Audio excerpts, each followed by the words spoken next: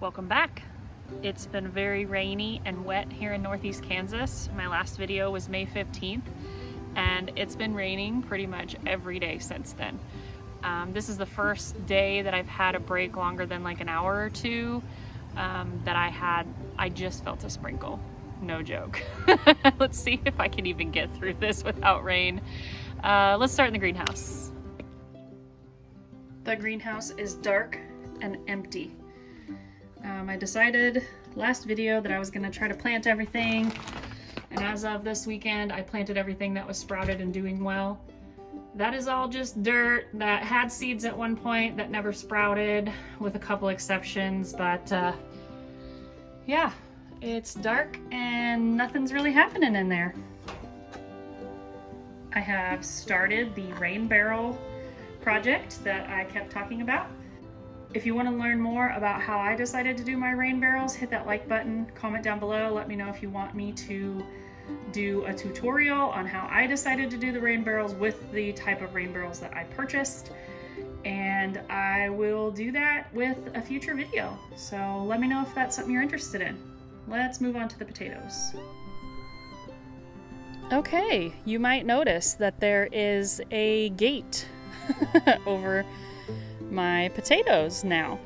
I noticed that there was some cat feces over on that side back there where it's nice and flat, which is where I did have sweet potatoes, but I pulled up those slips and I planted 3 russet potatoes that had sprouted in the cabinet.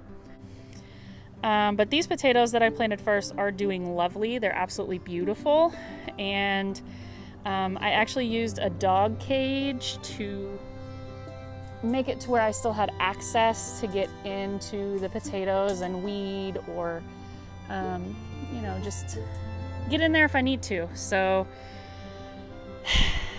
the things we do for our plants. I ended up pulling most of the broccoli because it went to seed. So all those little yellow flowers, this is like my front yard compost bin, and all those little yellow flowers are broccoli seeds or flowers that were trying to make seeds for me, and I do not want that to happen again. So I pulled them up, and it was kind of a fun thing to see how tall they got and how quickly they grew and how quickly they went to seed in the middle of March, or no, not March, May. So yeah, this bin, I'm going to take it out back and put it in the actual compost bin periodically. This is just kind of where I'm catching things until I'm ready to make the trip all the way to the backyard. I do still have a couple of broccoli plants in the driveway. I just think it's kind of funny that they decided to volunteer right here. They're not growing as fast as the others, I believe because it's more shaded here. The garage door actually sits back on that line, not over here, so I don't know, still a fun experiment. It'll probably get tall enough that it'll hit my car when I'm trying to back out, so eventually I'm sure I'll end up pulling these too, but kind of fun for now. Update on the trampoline trellis that I wanted to do. I decided to get rid of that idea because the frame of the trampoline couldn't arch as high or as tightly as I wanted to without getting some kind of pole bender or muffler bender, and it just wasn't very appealing. So I went ahead and found this at my local big box store, and I've planted my 2 vining clematis flowers. They might need more trellis eventually, but I bought them really small, and as you can see, they don't have any flowers yet. The thing that's going to be interesting about this area is it only gets sun in like late afternoon and these like full sun, but they also like really cool root systems. So the other part about that is it's pretty much just clay soil under there, and we went with it. We're going to see what happens.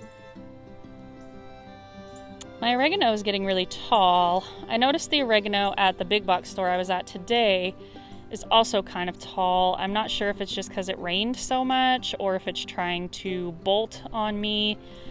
It was there last year, so I maybe need to do a little bit of research on if it's like a biennial plant. and if I need to top those off so that they don't make seeds. Not sure. But over here, I have a hot pepper. I used to have a little sweet pepper plant in there, but I killed it and decided to repurpose the pot. Can't really see it, it's a little bit small, but we'll see if that pepper plant likes that little pot. Up here, my cilantro, I took the broccoli that was in there with it out, so that's looking better. I purchased a strawberry plant and I purchased a dill plant today, and I had my first strawberry off of that, and it is out of this world. I can't believe I waited so long to get a strawberry plant. I'm still waiting on the container that I want to plant it in, but it's got I think 3 more little fruits that are trying to come up right there. As far as the broccoli that was down here, it was bolting. I pulled it all. As you can see, there's still some down there. So once it starts bolting and going to seed, I will pull that as well. My plant ID app says that this plant right here in the corner is a melon, and that is just too funny. Most of my flowers are not loving life just because it's been so wet and it hasn't had a chance to dry out. Guess what that 2 little leaves is? I'll give you 2 guesses, and the first one doesn't count. Volunteer broccoli. So, if anybody's curious, broccoli is really good at seeding for me. If you need broccoli seeds, I got you.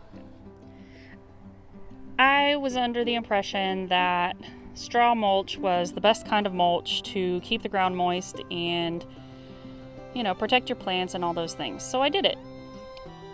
The question is, how do you deal with the sprouted grass from the straw mulch?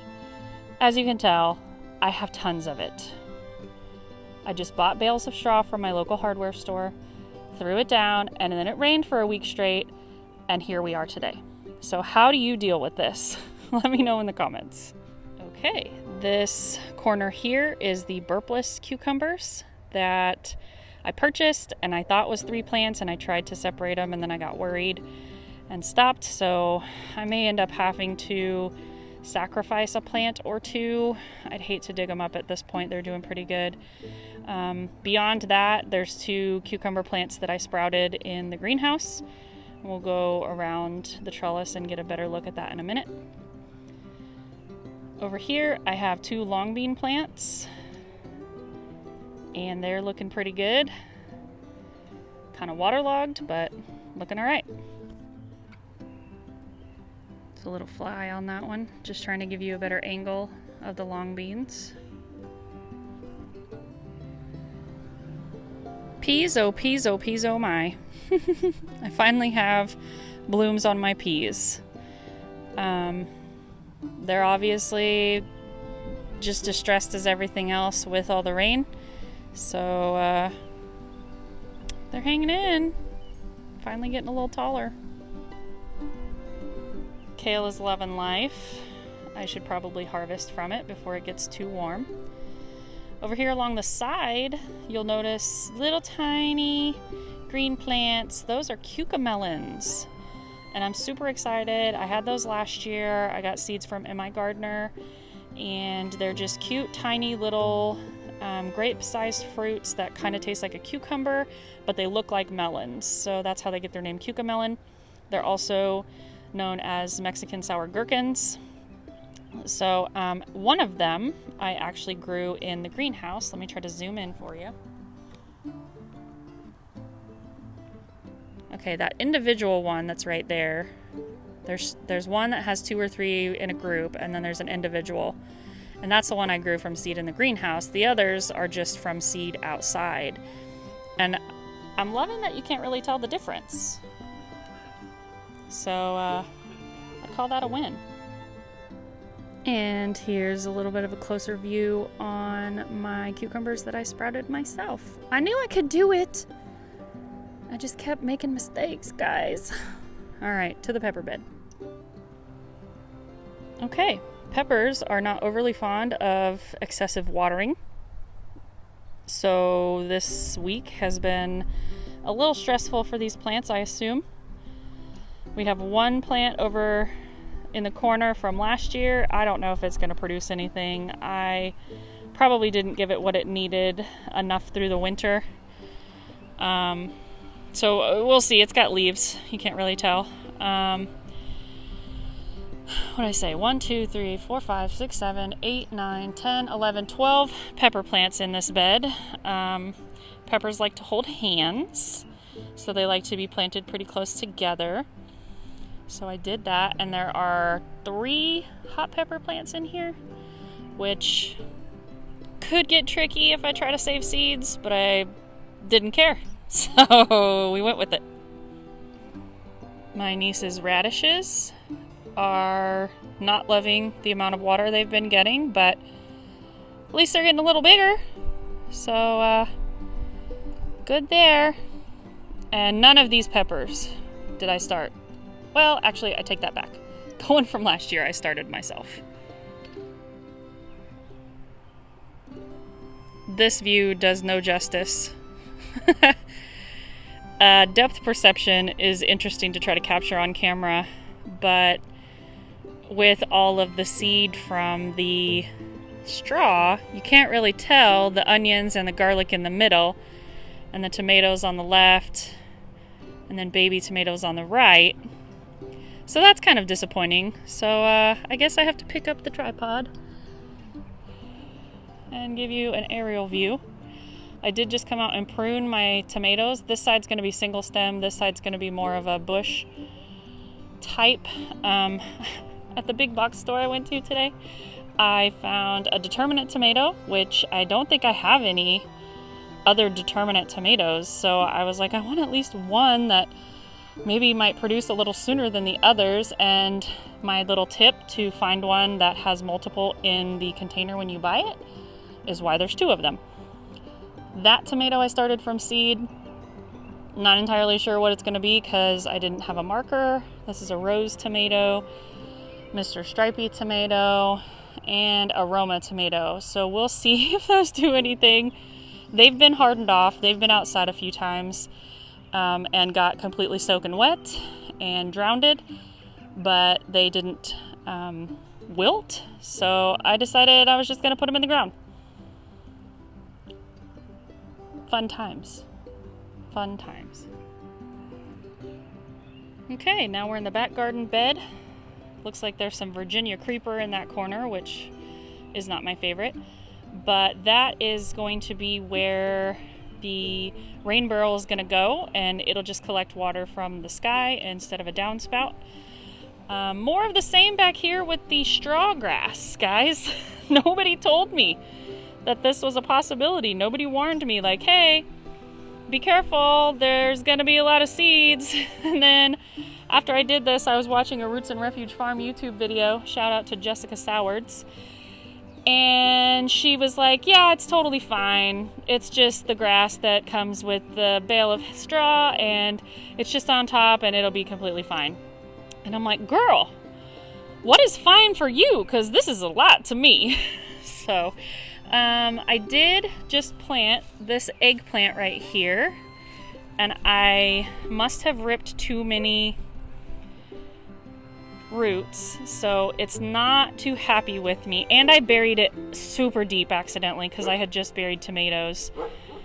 So I don't know, I might have just sentenced it to death because I planted it so deep. I don't know, would you unplant it? I don't know. That was its friend. They were in the same container. Over here, I did have a yellow squash, but I pulled it out. It wasn't thriving, so I did put 2 zucchini seeds in that spot to see if they'll sprout. That over there is a yellow squash that is doing great. I just felt another sprinkle. That is a pumpkin that is doing great. We have a pumpkin right here that is not doing great. We have some kind of melon right there, which is kind of hard to tell from where I'm at. There's a cantaloupe right there, which you probably can't see. There's a melon right there. And then we have watermelon here, watermelon there, and another watermelon there. It was probably entirely too cold to put any melons out when I did, but you know, here we are. I did not get a chance to weed eat in here, as you can tell. But, you know, sometimes you gotta pick your battles. Sometimes just getting the lawn mowed after a week of rain is enough. Last but not least, this, what I consider a volunteer onion. This is its second year, which is why it's having a flower at the top, and ultimately I decided not to cut it just because I wasn't planning to have it in the first place. And everything behind it is weeds. And then there's a little tiny onion next to it, which you probably can't tell on camera. So that's about it. I was using this cute little microphone that I bought off Amazon. Let me know if you like that sound quality better, or if you don't like it any better. So I think I'm probably just gonna start doing a weekly update. I still need to clean all that out because it's got poison ivy in it. I think I'm gonna do a weekly update to just kind of walk around. Oh, those cinder blocks right there, that's where the other rain barrel that's almost done is gonna go. I have a plan for that, and it involves painting a palette to make it look artistic. I was gonna say pretty, but I'm not very artistic, so it's probably not gonna look pretty. Anyway, thanks for watching. Subscribe, hit the like button, and you'll see me next time.